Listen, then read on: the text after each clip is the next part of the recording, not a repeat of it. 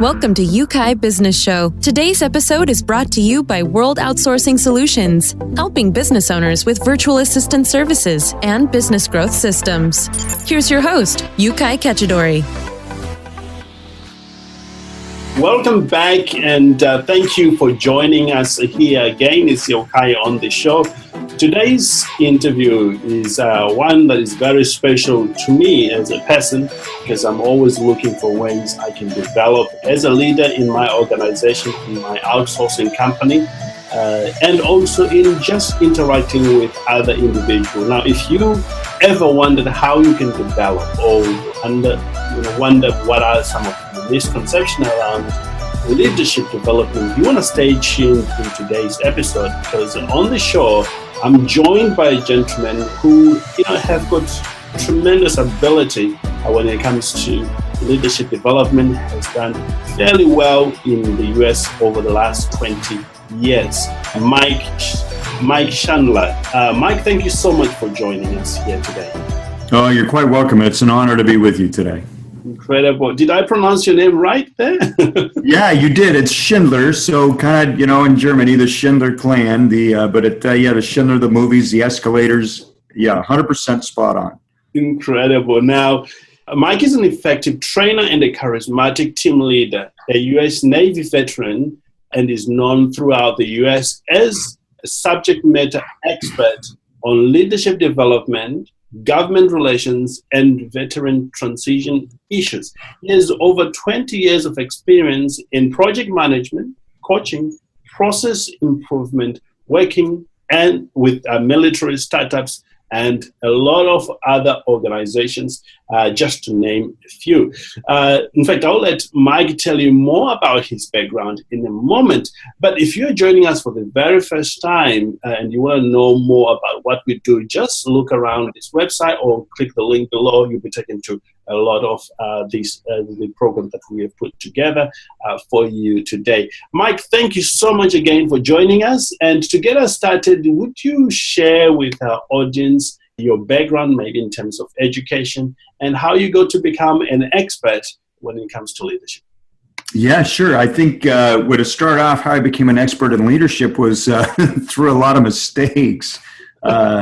A lot of trials, a lot of errors, a lot of, failing forward, as John Maxwell says. I think I mastered that. Right. And that's the biggest part of leadership oftentimes, is just being willing to be on the edge and fail and learn from the failures. And I've just been really good at that. And I think my wife would attest to that. But my background, I was born in Seattle, Washington, and then my family moved up to Alaska. So spent 14 years up in Alaska. And just having a great childhood. And what's interesting about Alaska is, as a kid growing up in Alaska, there's a lot of autonomy. So back in the 70s and 80s, there wasn't a lot of helicopter parents. We would oftentimes be latchkey kids. I mean, we were out there, we were learning, we were growing. There was, the different, as kids, as youth, you begin to find out who's going to be running the club. And fast track that, military has been in my family for 3-4 generations. And instead of going straight off to college, I went into the service because I felt it was my duty to serve my country. And that was an immersion in leadership, traditional leadership, top-down type leadership. But I think the cool part about that is you grow as a person, understanding what works and what doesn't. And then when I got out, I got into the startup trade, learned how to raise money, how to hit targets and milestones. And today I run, a very successful nonprofit that works with major companies across the United States. And we joke, you gave a great intro and thank you for that. But we really talk about, we help individuals and organizational leadership find their edge. I mean, that's really what we do. We're helping people find how they can be better leaders, because when you become a better leader, what's interesting is morale and profits go up, not only for the individual, but for companies. Wow. And that is all about leadership. And that's why we do it, is so that people can thrive. And at the end of the day, you'll find that my goal is to help people thrive. And the best way we do that is helping them develop their leadership skills. Incredible. And that brings us to the subject of our interview today, which is myths and misconception around leadership development in organization or in your business as a business owner. Now, to get us started straight into that, in your experience of doing this for many years now, helping organizations, what is the number one misconception around leadership development in organizations? The number one, it probably depends on who you ask. And I would say one of the greatest experts in this field who I've had the opportunity to train under is John Maxwell. Indeed. But when it comes to leadership, I think one of the misconceptions is people think, well, I'm not a natural born leader, right, so I don't lead. And when we go into organizations, I remind everybody that they have a sphere of influence. And it is our responsibility to lead. So what does that mean? So I think we get stuck as humans oftentimes looking at positional leadership, meaning, oh, that person's the boss, so they must be the leader. But leadership is really influence. And I think that's the biggest misconception is people think of leadership as position as opposed to influence. And leadership day in, day out is all about influence. Incredible. Now, how does believing that leadership is positional hurt organization or like small businesses? Yeah, it's we get stuck in titles, right. And so when we get stuck in titles, oftentimes what happens is those that are serving under an individual that's in a positional leadership that might just be occupying the space or the seat it impacts how a company performs because they think, well, I'm not the leader, so I can't make a difference. I'm not the leader, so it's not my job. I'm not the leader, so I don't have a voice in the direction we go. And that, in fact, is what hurts companies tremendously because at the end of the day, what makes a company go, whether it's a small business or a big company, is the people inside of it. And the reason we attract people or hire people is because we value their contribution to the overall mission. And if all of a sudden we as leaders begin to tamp that down, it impacts performance. So, and it really doesn't matter whether it's small business or big business.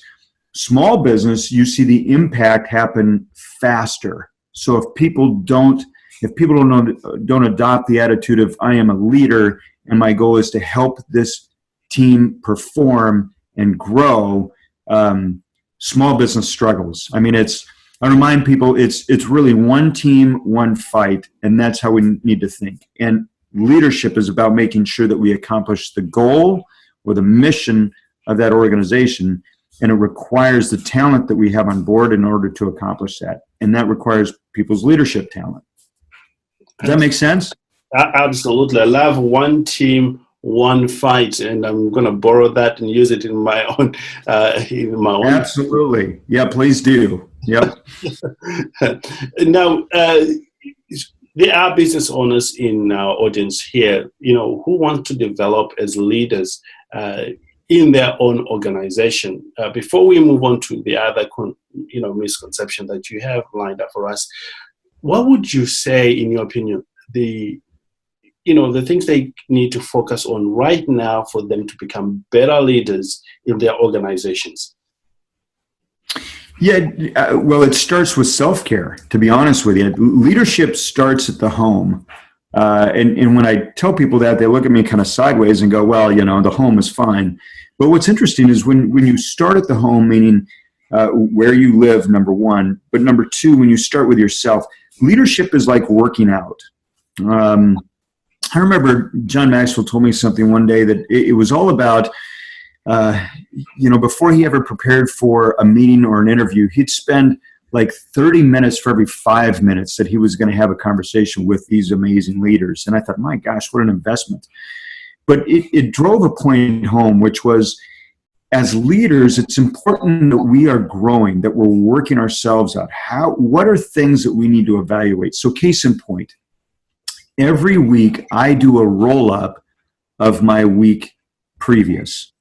So I set targets every week on what I want to develop inside of me. Does that mean I need to be a better listener this week? What are some of the clues that my wife has given me to work on, right? If you're married, listen to your spouse because they will tell you areas that you need to work on. If you're not married and single, but you have great friends, oftentimes they'll tell you, hey, listen, you're always talking over me. These are simple things. These are clues that help us develop as a better leader. So it's really starting with ourselves. What are ways that we can work on our improvement? Not how do I influence the organization as a whole, but it's like every good athlete.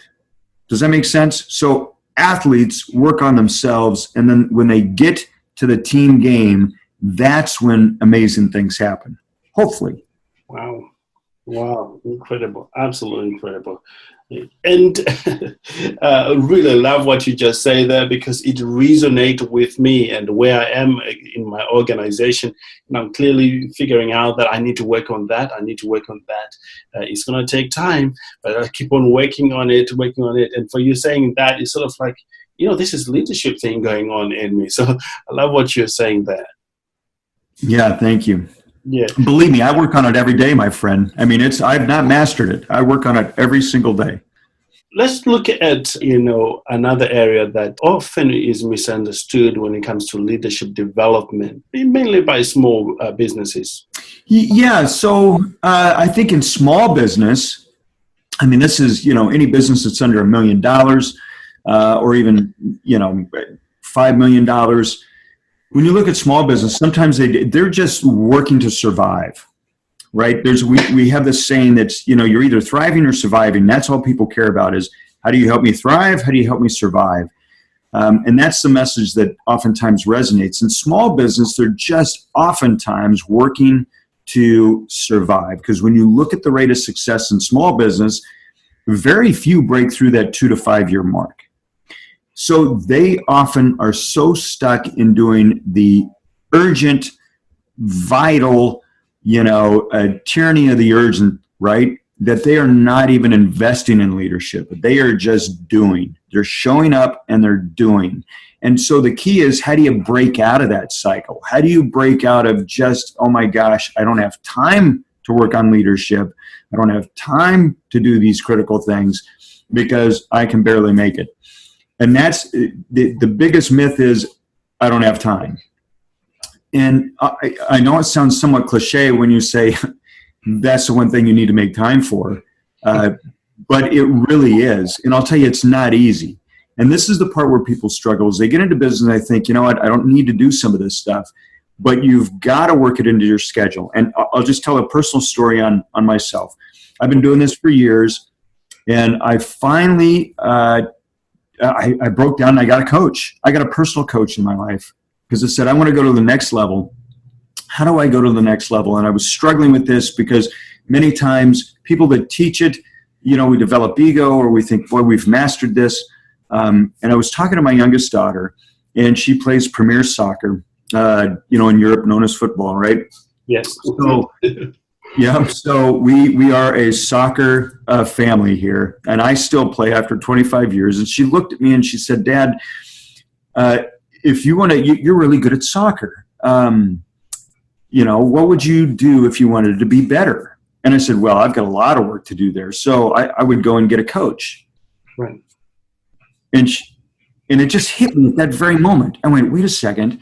If I want to be better as a leader, if I want to be better as a dad, if I want to be better as a husband, I should probably have a coach. I mean, I'm only as good as my thinking, right? My thinking could be limited. It could be biased. So I ended up getting a coach. All that to say is I now every week check in with my coach. And I look at what are the targets I set the week before? What were some of the wins of that week? What are some of the things that I need or can do better? I do that weekly. Does it take work? It takes work. Would I have told you last year I didn't have time to do it? 100%. I think if you follow me, you see that I'm all over the country half the time on airplanes or hotel rooms or, in front of audiences, whatever. But I finally said, this is so critical to my being a better husband, a better dad, a better leader, a better asset to companies, to organizations, then I have to do it. Right. We have to do it in small business. It might mean waking up 45 minutes earlier. Instead of getting them up at 5 in the morning, it means you get up at 4:15 in the morning. Okay. If you want to succeed, it takes work. Absolutely does. But we both know that nothing comes to us easy. Anything worthwhile, it takes focus, determination, and a lot of persistence, and it takes a lot of work. And if business owners are to develop and grow this organization, let that idea grow, and just plain hard work. Yeah. Oh, yeah. Yep. Yep. 100%. Are there any other, misconception around leadership that you want to bring to our attention today before we move on to the next one? Well, the other one is I read a book on leadership, so now I'm a leader. Okay.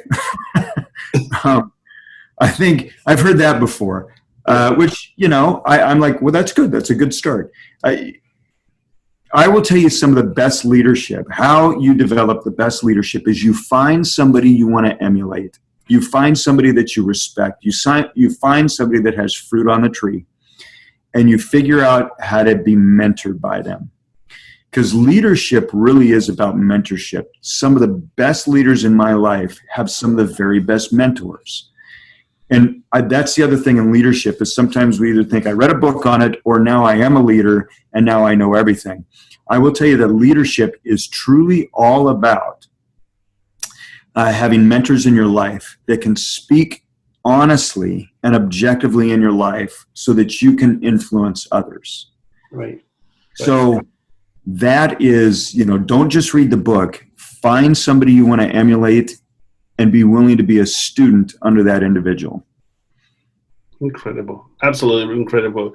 If you're just joining us, we're having a great conversation here with Mike, an expert on leadership, and we are talking about myths around that and also some of the critical skills that you can develop as a business owner and that you can put in your business. Let's talk briefly about, you were serving your country. You said that was one of the leadership development training you ever got. What's some of the things that you learned there that you think will be helpful for business owners to get there in terms of their businesses that you want to share with us? Yeah, so what do I think are some of the tips? Is that what you're asking me? Indeed. Yeah, so I think the tips, number one, I'll give you 3 tips. So 3 tips on leadership is, number one, you have to decide that you want to be a better leader. Right. Right? I mean, it all starts there. Is some people think, nope, I'm a great leader. I don't need to do anything. So number one is you have to decide that you want to be a better leader. Number 2 is then you need to find somebody that you want to emulate. Who am I going to mentor under? Who am I going to, how am I going to get the coaching I need? And 3, this goes on number 2. Number 3 is I always have to remain coachable as a leader. So some of the best leaders in business, whether it's small business or big business, are people that, and this is going to be a shock, that are quick to listen and slow to speak. Okay, wow. So I want to drive that point home. They're quick to listen, slow to speak. And I think as leaders, we read the book, we start to get mentorship. All of a sudden, we want to share our information. We think we're an expert, but it's really the opposite. You'll find that some of your best leaders are the ones that talk last in a room. Wow. And there's a story behind this too. I'll tell you. And it really, I got to thank my dad for this, but when I was a teen, I was asking my dad some dating tips. Yes. And he said, I'll tell you how to make a great impression. And I said, okay, Dad, how do I make a great impression? And he goes, don't talk about you. Yes. And I'm like, what? I'm trying to sell me. How am I not supposed to talk about me? He goes, people love to hear their own voices. So when you go on the date, let her talk. Hi. And you'll think it's the best date ever. Well, I carried that over into a business life. My dad said, you want to know how to be the smartest person in the room. And I said, yeah, how do I be that guy? And he said, be the last person to talk. And I'm like, what? He goes, because then you'll have everybody else, what they say, and your job then at that point is to summarize it. And everybody will look at you and go, you're so brilliant. Honestly, I will tell you I just gave everybody my secret. So you can be assured that I will be using the same secrets tomorrow, when I'm in the office. Yeah, it is. As leaders, sometimes we want to pontificate, and we want to just speak into everybody and motivate and inspire, and there's a point. There is a spot for that in leadership, no question. But the biggest piece when we're developing teams, when we're running organizations, is our job is to really assess, right, the information that we're getting, and then making a decision. But you do that because otherwise that's how you value your team, right? Your team has the knowledge. That's why you hired them. So pull it together. Your job is really to pull it together and then go, okay, this is direction. But you can only do that by listening. So. Wow. You are really helping me here. That's why I'm so grateful about these podcasts that we have, and I'm getting so much out of it. I'll tell you very quickly, tomorrow I'm moving my management team in one of my branches, and we went through a bit of a rocky path, so we had to reshuffle the management team there. And tomorrow we are having one of the very first meetings, where we are looking at how we are moving forward. And just hearing you share these incredible ideas, it's just making me a better leader, just getting that. And I hope our audience are getting the same kind of input as I'm getting here. Oh, well, thank you. I tell you, it's all trial and error, my friend. I have tripped over a lot of things. I've been the ego-driven leader to the servant leader. And I will tell you that being servant leadership is really the place. That's the place people want to get to. Wow, incredible. Now, let's continue on this servant leadership. What is the perfect mindset that a business owner ought to have, really, if they're going to move their companies from just maybe making few, like minimum impact to a huge impact? Well, it's really having that servant leader. We have to remember that there's an organization called World Changers that I'm a part of. Right. And it's what I love about it is they remind companies that their philanthropic investment in communities happens because of their customers. Right. Okay. So whether you take a multi-billion-dollar company that gives away a lot of money, they're only able to do that if they serve their clients, right? So those that are able to make the most impact are the ones that really remain client-centered. Now, there's a double bottom line to that, and that's what we talk about is, number one, you got to have two bottom lines. Number one is how many people are we serving, and are we serving them great, okay? And number two is our profitability. So those two are really tied together. You will be profitable if you underpromise and overdeliver and you take really good care of your clients because your clients will come back, right? That drives your profit.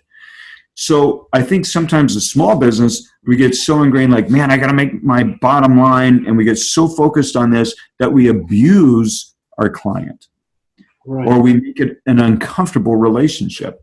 And what we need to do is find a way to serve them, to add value that helps them. Remember, our goal in business is to help people thrive and or survive.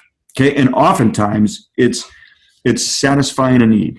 And if we help them satisfy their need, if we help them get what it is they want, we will get what we want. Indeed, absolutely indeed. As we're coming towards the end of our time together here, Mike, is there anything else around leadership that, knowing what you know now, that you wish, somebody told you right at the beginning when you were getting into business or really moving your life forward that you want to share with our audience? Yeah, the biggest thing for me personally was be sure you have a mentor. don't try to figure this out on your own. That would have saved me a lot of time. And listen to that person, right? I think that's the other thing. Is sometimes we get the mentor, but then we don't want to listen. And that's why you have to pick your mentor, smartly, right? You got to find somebody that has the fruit on the tree that you want. But that would have saved me a lot of time. I mean, I read a lot of books. I did a lot of different things, but I didn't have somebody guiding me along that path. And until later, and once I understood the power of mentorship in my life, things began to evolve and grow and thrive. Because, we're humans and we love relationship. And certainly as a man, I think sometimes we get so caught up in ego that we have to look good.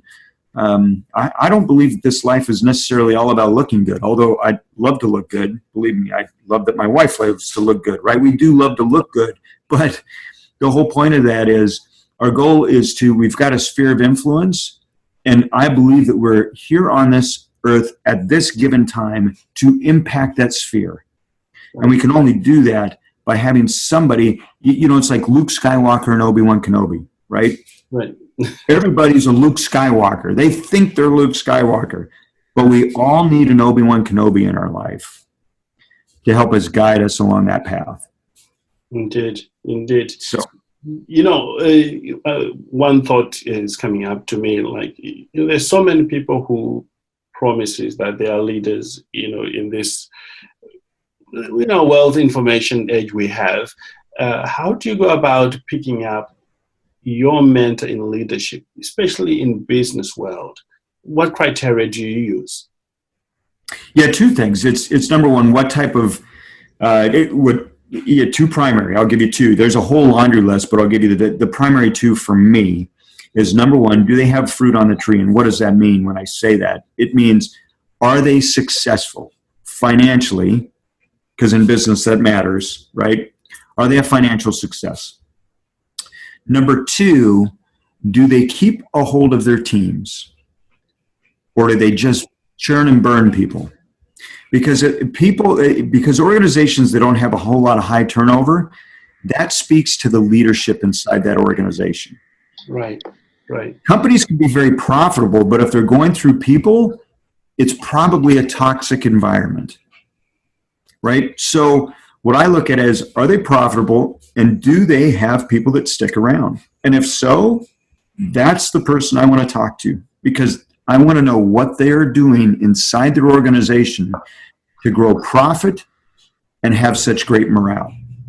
And that's why we do what we do today, is we help companies identify ways that they can improve morale, which leads to an increased profit. Incredible. So that's the mentor I look for in my life.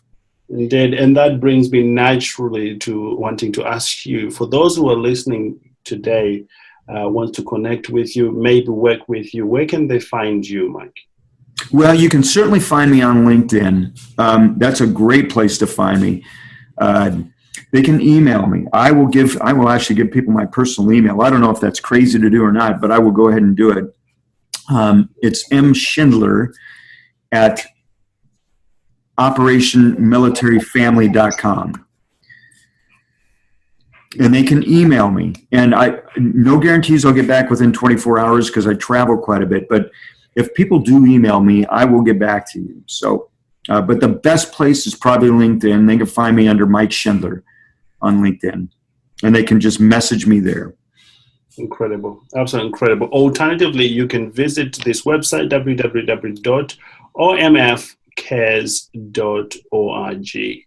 That again is www.omfcares.org for more information. Incredible. Well, Mike, thank you so much for being on the show here today. Truly, I learned quite a lot of things here by just listening to what you're saying. And if you want to know further about Mike, please visit his website and get connected. I firmly believe that when you meet people who shares their heart out and with good credibility like Mike here, reach out. You just never know, there might be a click there and you end up getting the help that you need. And again, Mike, do you Actually, very briefly, what type of people do you serve? Your people you help a lot. Yeah, we've had over the years a focus on military and veteran families, but for the past 7 years, we've been working with companies, executives inside those companies to help them leverage their talent inside those companies to grow. So it used to be just our military and veteran families, but now we're working with executives to help them grow and their teams. And it's been amazing. And we just use the principles that we learned in the military to do that. It's an incredible blessing. Incredible. Well, thank you again, Mike, for such a great interview. And I'm sure business owners in our community have a much clearer understanding of this whole area of leadership, and we want to wish you all the success, and hopefully we can have you back sometime in the future on another show as we help a lot of people. Wonderful. Well, thank you. It was truly an honor, a great pleasure. Incredible. There you have it, Mike Schindler, all the way from US, sharing some leadership tips that you can apply in your business. And remember, it just takes one nugget to move your business towards where you want it to be. And hopefully you got a lot, just like I have from this show today. With that said, wish you a great day, and talk to you very, very soon. And goodbye for now. Thank you for listening to UKAI Business Show. We will be back to bring you more episodes with success stories and advice straight from the experts. Want more? Check out www.ukaibusinessshow.com. Get your free trial of our virtual assistant service today. Just visit www.worldoutsourcingsolutions.com. Quote WOS18 or send us an email at support@worldoutsourcingsolutions.com.